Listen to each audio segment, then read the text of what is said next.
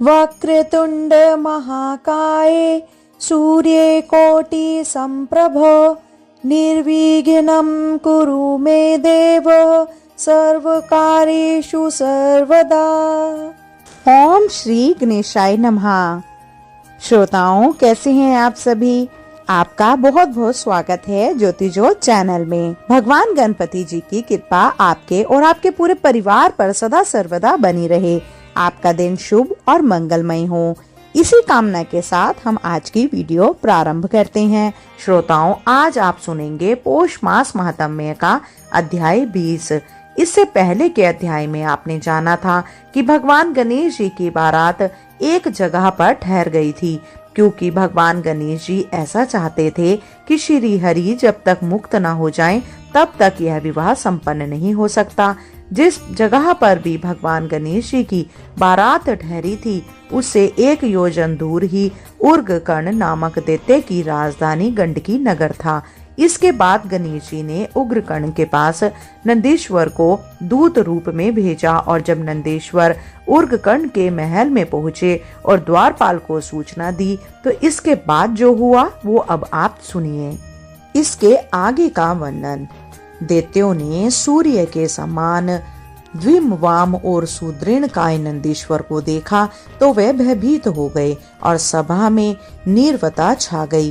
दैत्यराज का संकेत मिलने पर नंदीश्वर उसे अभिवादन कर आसन पर बैठ गए। फिर उन्होंने कहा कि दैत्यराज, मैं आपके अनेक राजसभाओं में जा चुका हूँ और सर्वत्र ही आगत व्यक्ति का सम्मान करने की नीति देखी, किंतु तुम लोग अत्यंत बलवान, सुंदर और ऐश्वर्य संपन्न होते हुए भी भेड़िए की सद्बुद्धि रहित हो। इसीलिए किसी बुद्धिमान मनुष्य का आदर सत्कार करना भी नहीं जानते। यह धर्म केवल राजा का ही नहीं, आमत्य आदि वर्ग एवं प्रजा वर्ग का भी है। इससे स्पष्ट है कि तुम्हारी समस्त प्रजा, सभादन और अमात्य वर्ग भी मूर्ख है। यह सुनकर दैत्यराज ने कुछ विनम्रता से कहा, श्रेष्ठ, तुम्हारी बुद्धि ब्रह्मा के समान, तेज अग्नि के समान और गति वायु के समान प्रतीत होती है। तुम कौन हो, कहाँ से आए और आने का क्या उद्देश्य है? तब नंदीश्वर बोले, असुरराज, मैं भगवान शूलपाणी का वाहन और प्रमुख गण नंदी हूँ। उनके यहाँ भगवान गणेश ने धरती का भार उतारने के लिए अवतार धारण किया है। वे प्रभु सर्वसमर्थ और समस्त संसार के उत्पत्ति, पालन और विनाश करने वाले हैं। उन्होंने अनेक दैत्यों का संहार किया है। यह तथ्य तुमसे छिपा नहीं है, इसीलिए तुम्हें उनका अनुज्ञ होना चाहिए। उनका संदेश है कि तुम सब बंदी देवगण को मुक्त कर दो, देवगण को मुक्त कर दो। इसीलिए वे पुनः सक्रिय हो जाएं और हमारा अनिष्ट करने लगे। ऐसा उत्तेजित होते हुए उग्रकर्ण ने प्रश्न किया। तब नंदी ने कहा, सभी को स्वतंत्र रहने का अधिकार है। तुमने उन्हें बंदी बनाकर अत्याचार किया है। अपने को संयत करके पुनः विचार कर देखो कि तुम जो कर रहे हो वह न्याय है या अन्याय। तब उग्रकर्ण ने कहा, मैं जो कुछ भी करता हूँ वह सब न्याय है और उसमें हस्तक्षेप करने का किसी को कोई अधिकार नहीं है। अपने गणेश्वर से कहना कि ज्यादा उछल कूद ना करें, मेरी शरण में आ जाएं, तो उसे मृत्यु का भय नहीं रहेगा, अन्यथा वह मारा जाएगा। तब पुनः बोले कि दैत्यराज, कहाँ वे सर्वात्मिक प्राणी, तुम्हारी उनसे कोई तुलना नहीं हो सकती। इसीलिए मेरी बात मानकर उनकी आज्ञा का तिरस्कार ना करो। जो तुम्हारे यहाँ बंदी हैं उन्हें मुक्त कर दो, अन्यथा व्यर्थ ही युद्ध में भीषण संहार उपस्थित होगा। उग्रकर्ण कुछ क्रोध करता हुआ सा बोला, मैं तो तुम्हें बुद्धिमान समझता था, किंतु अब समझा कि तुम निरे बुद्धिमान मूर्ख हो। अरे, जिन्हें बंदी बनाया है उन देवताओं को मैं कैसे स्वतंत्र कर सकता हूँ? तुम मेरे पूर्वज से अनभिज्ञ हो, इसीलिए वैसी बातें करते हुए और सोचो भला किसी व्याघ्र के समक्ष श्री गाल का क्या विस्तार। तब नंदीश्वर हंस पड़े और बोले, असुरराज, मूर्खों जैसी बात ना कर।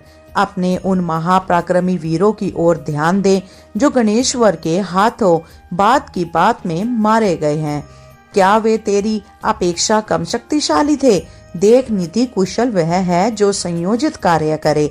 तुझे भगवान गणेश्वर की आज्ञा मानकर अपने प्राणों की रक्षा करना ही कर्तव्य है। यह सुनकर दैत्यराज के नेत्र लाल हो गए। उसने क्रोध पूर्वक गर्जना करते हुए कहा, मूर्ख बैल, तू यहाँ शांति दूत बनकर आया है या उपदेश देने? मैं तुझे दूत समझकर ही कुछ नहीं कहता, अन्यथा तेरे प्राण ले लेता। अब उस दूत मोहे बालक की प्रशंसा मेरे सामने नहीं करना।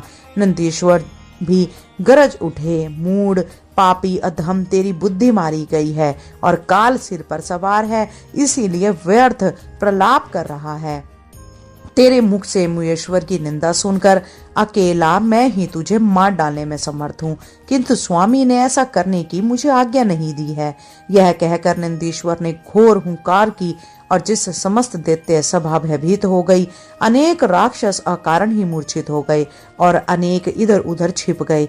यह देखकर घोर गर्जना करते ये नंदीश्वर दैत्य सभा से उठकर वायु वेग से चल दिए। नंदीश्वर ने शिवजी जी और शिवा की सेवा में उपस्थित होकर मुयेश्वर से दैत्य सभा के समस्त समाचार कहे और अपने तथा दैत्य राज के मध्य हुई बातों से वे अवगत कराकर तब मुयेश्वर ने शिवजी जी से आज्ञा लेकर प्रमित गणों और देवताओं, गांव आदि और दैत्यों का आक्रमण करने का आदेश दिया। वे बोले, अब यह स्पष्ट हो गया है कि युद्ध के बिना देवताओं का छुटकारा नहीं हो सकता। यद्यपि हम युद्ध नहीं करना चाहते थे, किंतु दैत्य स्वर ने हमें विवश कर दिया है। अतः बिना किसी प्रकार का विलंब किए हमें चढ़ चलना चाहिए।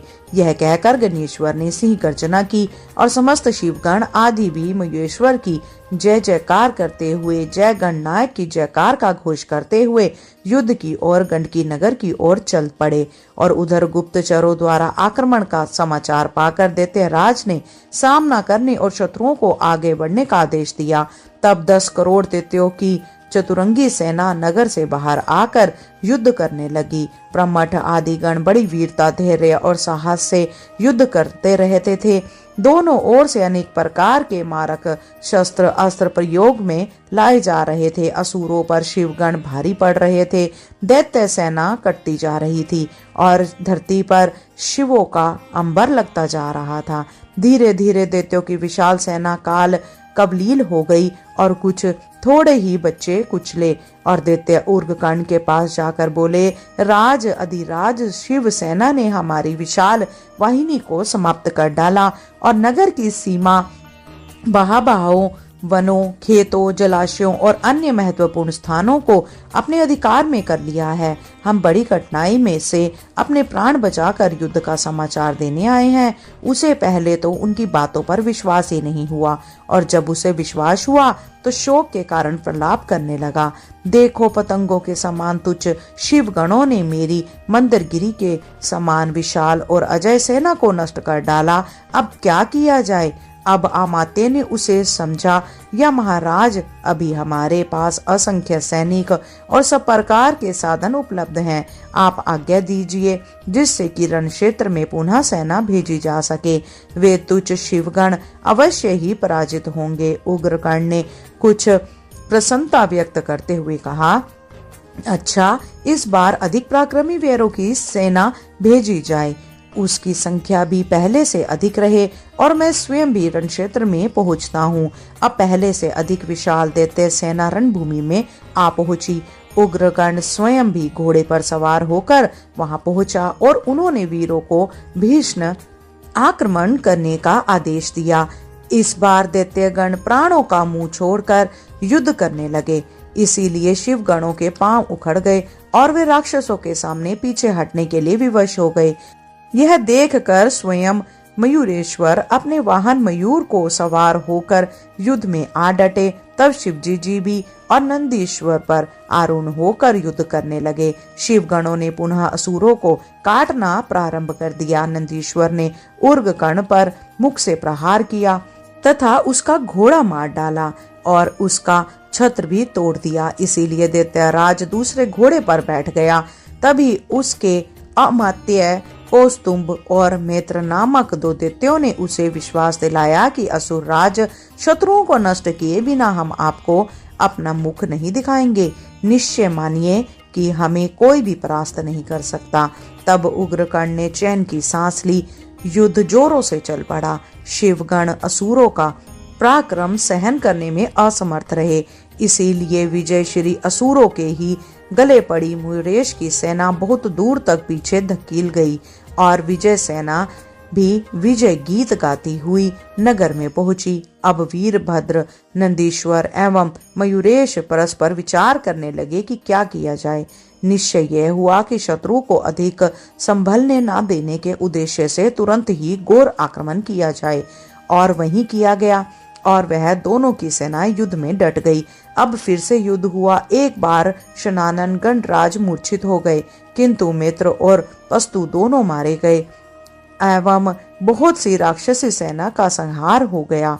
शेष सेना भाग खड़ी हुई। विजय शिवगण युरेश की जय जयकार करते हुए विजय उल्लास मनाने लगे। अपनी सेना को पराजित हुआ देख दैत्यराज ने पुनः विशाल सेना के साथ रंग आगन में प्रवेश किया और घोर युद्ध करने लगे। उसके साथ अमरमय आदि 7 महारथी भी गए थे, जिन्होंने अलग अलग 7 व्यूहों की रचना की। और यह देखकर गणेश्वर स्वयं मयूर पर सवार हुए और नंदी, पुष्पदत्त आदि वीरों के साथ उन्हों को तोड़ने के उद्देश्य से बढ़ चले। 10 लाख वीरों के साथ भूतनाथ शिव और विकट नामक वीर थे। वीरभद्र और शनानन के साथ भी असंख्य सैनिक थे। अति गतिमान, साहसी और विजय की इच्छा रखने वाले अत्यंत दुराद वीरों की सुरक्षित सेना 5 सहस्त्र थी। इस प्रकार मुहेश्वर पक्ष में भी विशाल वाहिनियां थी, जिनके साथ वह भी इधर भी बनाए गए थे। इस दिन बड़ा विकट संग्राम हुआ। शिव पक्ष के वीरों ने अपने प्राणों की बाजी लगा दी, जिसके फलस्वरूप 7 दैत्य महारथी मारे गए। असुरों की ओर पराजय से संतप्त हुआ उग्रकर्ण भागकर अपनी राजधानी को जा पहुंचा। उग्रकर्ण अपनी बार बार की पराजय से बहुत दुखी हो रहा था। उसने सोचा, मेरे वीर सैनिक सदैव देवताओं को दबाए रखने और मारने में समर्थ थे, वे आज भूनगर मच्छरों के समान डाले गए। यह विपरीत बात कैसे देखने सुनने में आ रही है। अब देखो शिवगणों का मद और उत्साह कैसे बढ़ गया है। जैसे भी हो उनको वश में करना ही होगा। अमात्य से परामर्श लिया तो उन्होंने उसे धीरज रखने की बात कहकर आश्वस्त किया और पुनः विशाल सेना के साथ युद्ध में जाने का प्रोत्साहन देते हुए बोले, राज अधिराज आप चिंतित न हो, जब तक श्वास है तब तक आस है। इसको ध्यान में रखते हुए ही कार्य करें, आपकी विजय निश्चित है।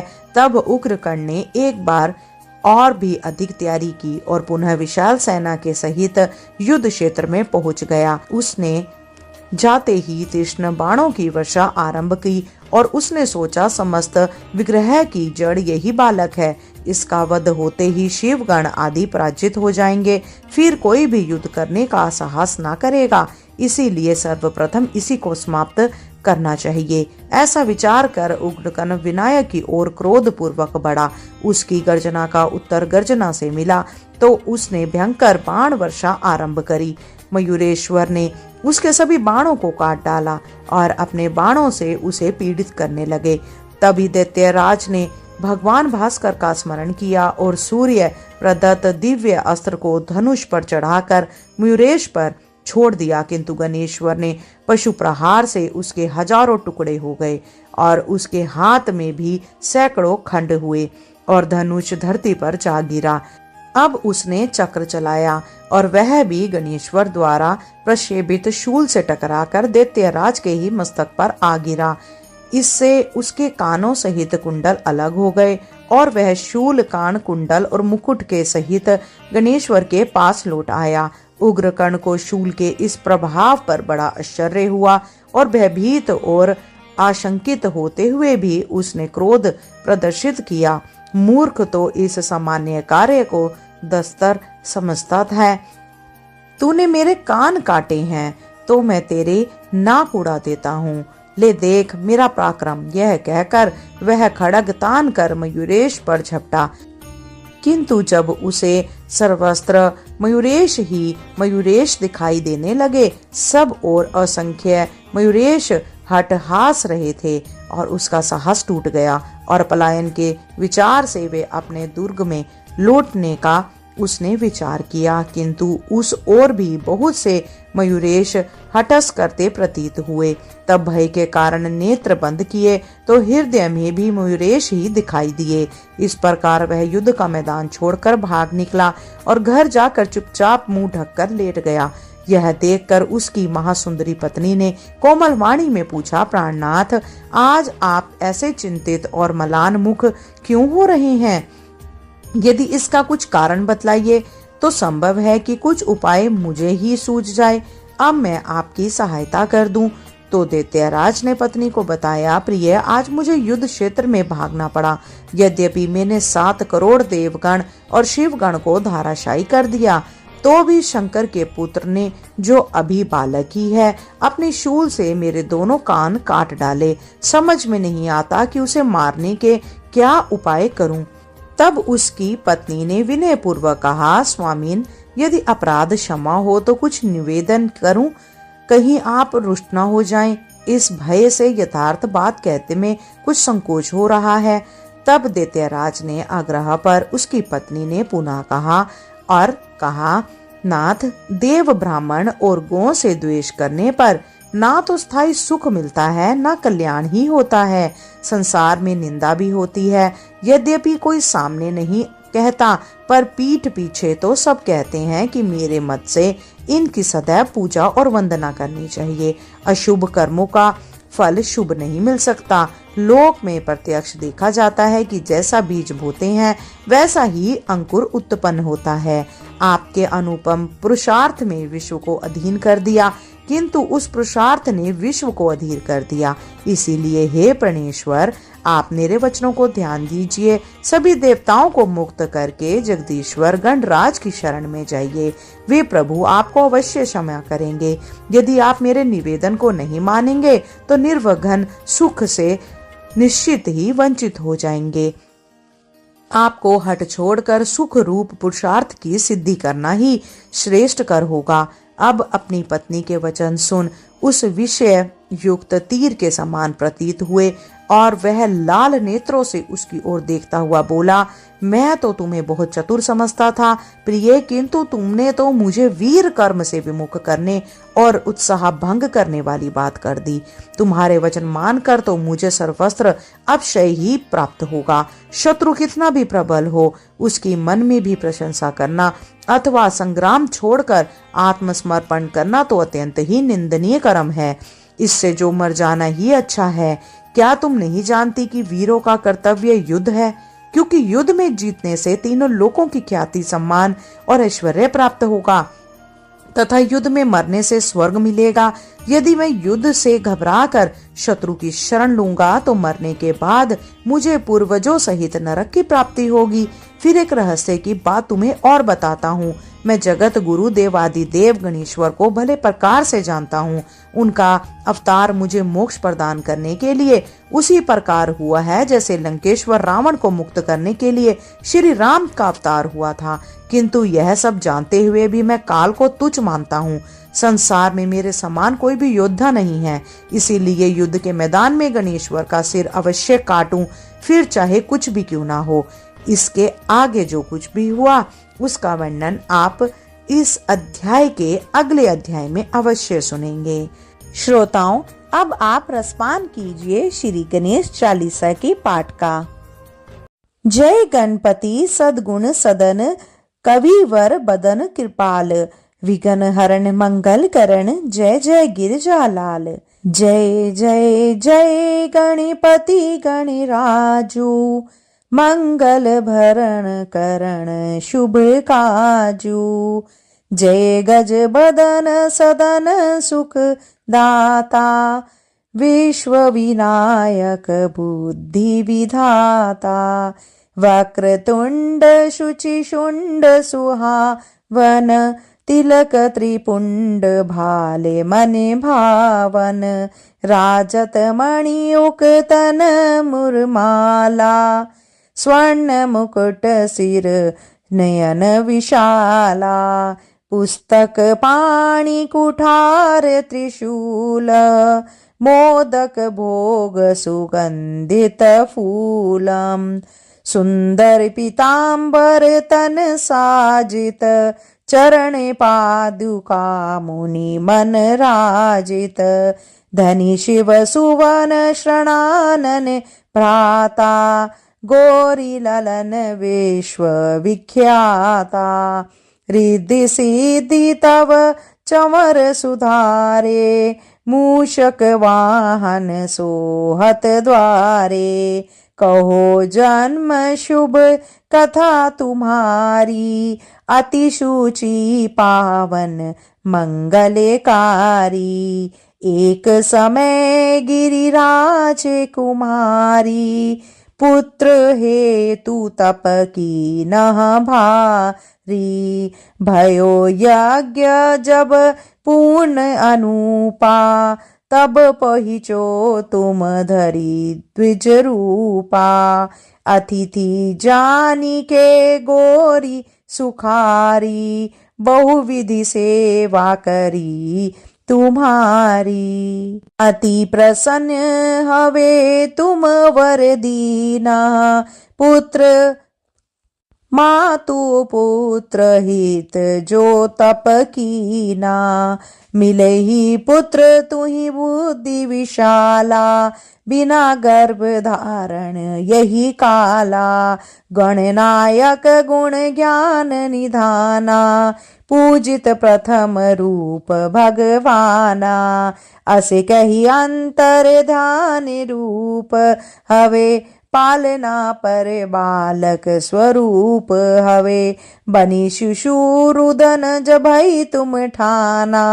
लखी मुख सुख नहीं गोरी समाना सकल मगन सुख मंगल गावही नाभते सुरन सुमन वर्षावही शुंभु उमा बहुदान लुटावही सुर मुनि जन सुत देखन आवही लखी अति आनंद मंगल साजा देखन भी आए शनि राजा निज अवगुण गुणी शनि मन माही बालक देखन चाहत नाही गिरिजा कछु मन भेद बढ़ायो उत्सव मोर न शनि तुहि भायो कहत लगे शनि मन सकुचाई का करियो शिशु मोहि दिखाई नहीं विश्वास उमा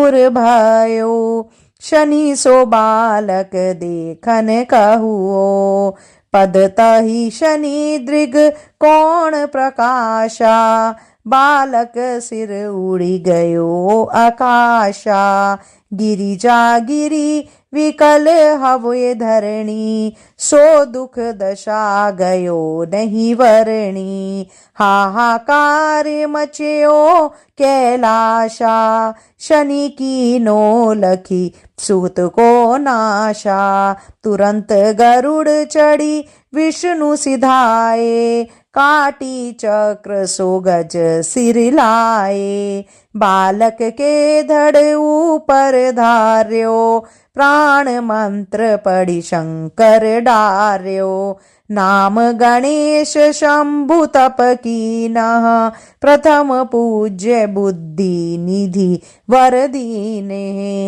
बुद्धि परीक्षा जब शिव कीनः पृथ्वी पर प्रदक्षिणा लीनः चले शनानन भर्मि भुलाई रचे बैठ तुम बुद्धि उपाई चरणे मातु पितु के धर लीने तिनके साथ प्रदक्षिण कीने धनी गणेश कही शिव ही हर्षे नभते सुरन सुमन बहुबर से तुमरी महिमा बुद्धि बढ़ाई शेष सहस मुख सके न गाई मैं मतिहीन मलिन दुखियारी करहु कौन विधि विनय तुम्हारी भजत राम सुंदरे प्रभुदासा, जग प्रयाग कंक्रा दुर्वासा।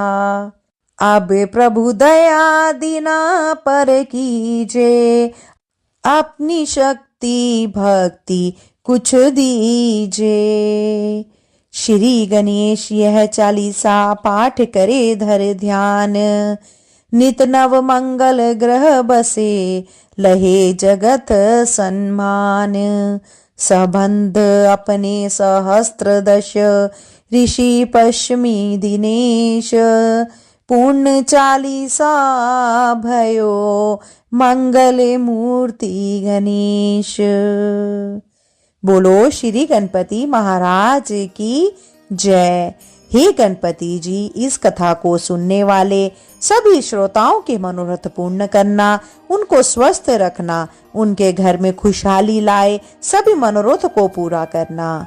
श्रोताओं, अगर आपने इन कथाओं का आनंद लिया हो तो कृपया करके वीडियो को लाइक और शेयर करें। इसी के साथ साथ अगर चैनल पे नए हैं तो कृपया करके सब्सक्राइब अवश्य कीजिए। आज के लिए इतना ही। शीघ्र मिलते हैं नई वीडियो नई जानकारी के साथ।